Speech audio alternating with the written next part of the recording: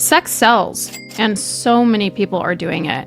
But how many people are taking in neglected, hurting animals that need love and a second chance? I'm sure that you've all heard about Little Peanut, a little eastern gray squirrel that was euthanized, as well as Fred the raccoon. This couple, Mark Longo and his wife Daniela, they have a testimony about finding this little creature, and it becomes a real love story when you hear it. In 2017, Peanut's mom was hit by a car, and Mark was walking into a busy street in downtown Manhattan. Mark would say that Peanut, the squirrel, ended up crawling up Mark's leg. Squirrels generally avoid contact with people and stay away from areas where humans are likely to be found. While some people report that squirrels are friendly and enjoy being around them, this behavior could simply be an indication of their intelligence and adaptability rather than true affection. Squirrels have an impressive capacity for adapted learning and can even recognize good things and bad things about humans, whether a human has tried to hurt the squirrel or has helped the squirrel. This is mine. Go off to work. He hangs out with Chloe for most of the day. He plays like a cat. And then when I get home, it's the best thing I could ever ask for. I was walking down the street. Poor mom was hit by a car. I ate that peanut. And as I got closer, little black ball of fuzz crawled up my leg, and he got home, called as many rehabbers as I could. Anyone I did get a hold of was like, if you bring him here, they're going to euthanize him. There's really nothing we could do. So I went to it. Found myself to make a goat milk formula for him. He loves it. The end goal was to get him back to health and release him. We would kind of see how far we could jump. And each day he got stronger.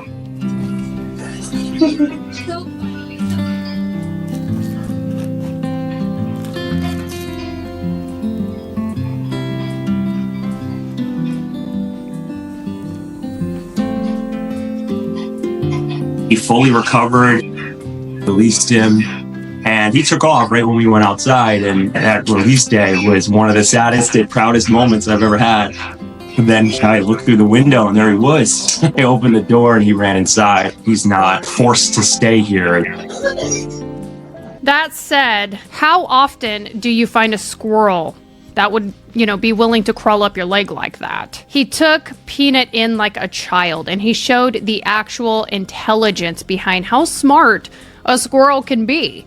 Mark named the squirrel Peanut, and he trained Peanut. He gave Peanut a platform showing the love and support to this harmless, loving little animal as a parent would their own child. They ended up doing everything together. They partied, they celebrated the holidays, they worked out together, they did chores, and eventually the world came to know Peanut. In April of 2023, Mark and his wife moved from Norwalk to upstate New York to found Peanut's Freedom Farm Animal Sanctuary, which did not just focus on Mark's ability to work with a squirrel. He didn't use his talent to go off and make this a squirrel sanctuary. He and his wife ended up rescuing 300 animals, including horses, goats, and alpacas. They contributed half of the sanctuary's expenses, most of which was raised through Peanut's social media presence. Additionally, Fred the raccoon was a more recent addition to their family. The Longos had only had the raccoon Fred for a few months, and they were hoping to rehabilitate the injured creature,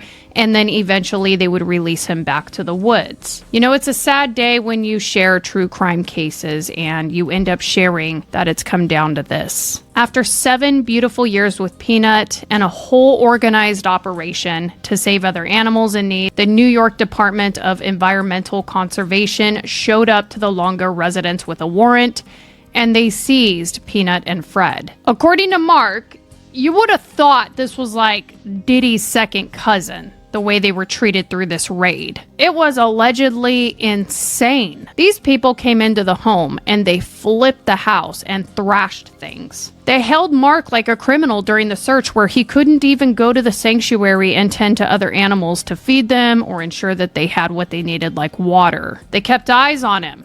and they followed him around, even when he had to go to the bathroom. Raids, I expect nothing less of being, that serious. The big question remains, what for? It's against New York state law to own a wild animal without a license. It said that Mark had Peanut for 7 years and was just in the stages of filing for a license. DEC officials said that DEC seized a raccoon and a squirrel sharing a residence with humans, creating the potential for human exposure for rabies. In addition, a person involved with the investigation was allegedly bitten by the squirrel Peanut. DEC continued to test for rabies. Both animals were euthanized. The animals are being tested for rabies, and anyone who has been in contact with these animals is strongly encouraged to consult a physician. Additionally, Mark and his wife were running an OnlyFans where he called himself Peanut's dad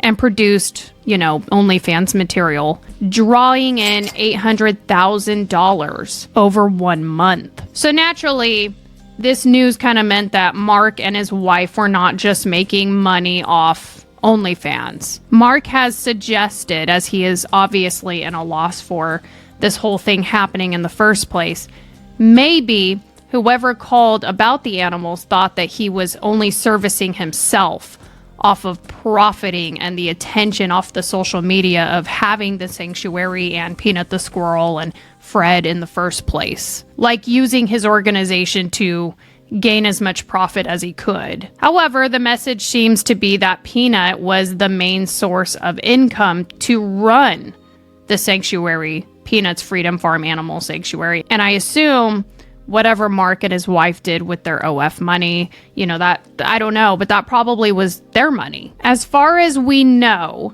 the whole raid was based on a complaint of safety and a violation to follow rules to have a license for Peanut. And if that be the case, why did it have to go this far? 4 departments and a judge signed off on a search warrant for a squirrel and a raccoon.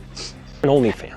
I have an OnlyFans page. So this was something, not that it's relevant to this. It's not like I promoted on Peanut's page. It was a way for me to make the money I had to make to buy this place. Okay. So it was like, okay, some provocative photos, this and that. People enjoy me a little bit more on a different side of social media. It is what it is. It was an ample opportunity. It went much better than we anticipated, and it bought this property. It bought the beginning of this place. And, as soon as this place was self-sufficient, I was out. And this is not about us wanting money.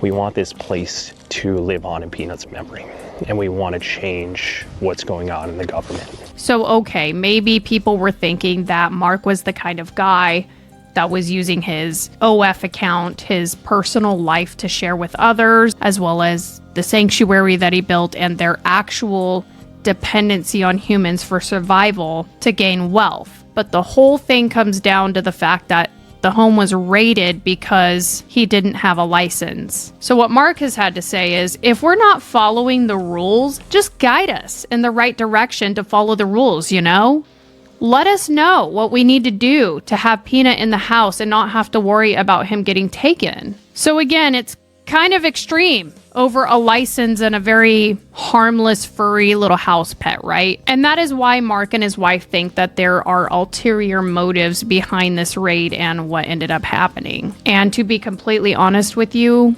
as do I. I think that there is an agenda behind this. Of all things that New York could have done with the resources that they have, they used it to destroy this couple that had 2 different lifestyles to bring in their income. One being OnlyFans, and the other was to help other animals, to give back through their pet Peanut. So many people are selling sex, but how many people are taking in neglected, hurting animals that need love and a second chance? Between the 2 different lifestyles this couple was living, the couple now probably relies on their OnlyFans account and some donations to run the sanctuary, because the DEC in New York forced their way into a very peaceful and happy home, seemingly, with seemingly loving and harmless animals, and they destroyed this family. They destroyed the home, alleging someone from the DEC was bit in the process by a very loving, protective animal who was more than likely acting in defense. Mark says, "Rest in peace, my best friend. Thank you for the best 7 years of my life. Thank you for bringing so much joy to us and the world. I'm sorry I failed you, but thank you for everything. In a world where we talk about men hurting women and children, I can't understand it. A gentle, giving heart of a man. It's like they came into his home and they killed his little child. You know, here we are, fighting for women's rights to have fun in bed and use abortion to their advantage. And don't you dare come at me and say that it's for the percentage of women that are forced to carry rape babies and to risk their own lives as women to be forced to carry their child. Because there's a very large percentage of women who use these clinics to avoid responsibility, and you know it. It is the truth. Why do we do this? Why does humanity kill off the purity and the blessings and the innocence to support their agenda, to keep control? Why is it that this man can now only run his OnlyFans account with his wife, but he couldn't be given an appropriate opportunity or an option to right his wrong and just get a license, just complete the license for Peanut to continue to do good things in the world? Do you really believe that Peanut really bit someone and injured someone and they were cornered and had no choice? And if so, why would they put the raccoon down? Why did they kill Fred? You know, of all the garbage on the internet and TikTok and YouTube, something very good and innocent, which is rare, was killed off here. The actions of how they handled this do not match the allegations. It just doesn't. Mark was healthy and he would know if he had rabies, and I believe we would know too. I think we would have seen symptoms as he lived on camera with Peanut all the time. And it really leads us down this very dark rabbit hole of what's really going on. As I did say, that this seems more like an agenda to me. There are so many more crimes in New York that could have been utilized with the resources that these people used to raid the home. Speaking of New York, we got a mom right now. She says, "I am sad, I am scared, and I am losing confidence in the world." Do you know why? Wilson Castillo Diaz. Unfortunately, I am here because of a tragic circumstance. A heinous crime committed here in Nassau County by an illegal immigrant who should not have been in this country. Unfortunately, it ended in a circumstance where a 5-year-old girl was raped. 5 years old. Apparently, this individual, who is under arrest now due to the fine work of our Nassau County Police Department, entered this country at the age of 16 in 2014. That individual was detained at the border and given a hearing date and never showed up for that hearing date. That individual was part of the catch and release program that still goes on here in the United States. Can you believe that?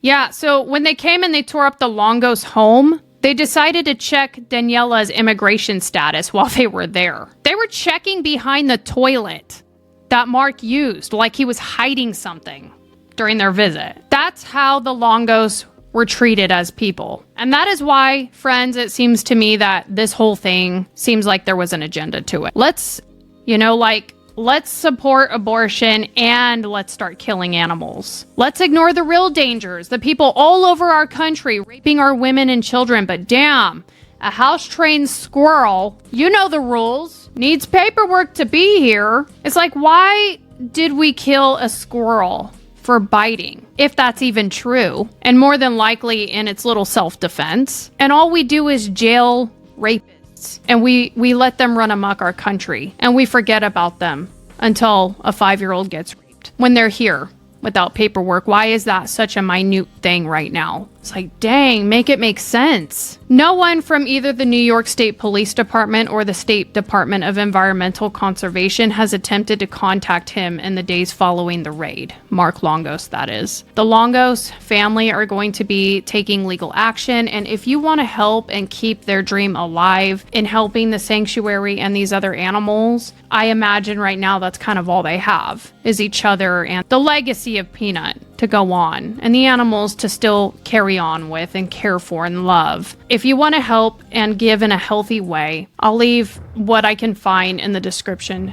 down below. Thank you guys very much for tuning in today. I hope that you have a blessed week. Respect your spouses, hug your kids, go smooch your pets, and I will be seeing you for another case. I'm Chelsea J. Be blessed, loved ones.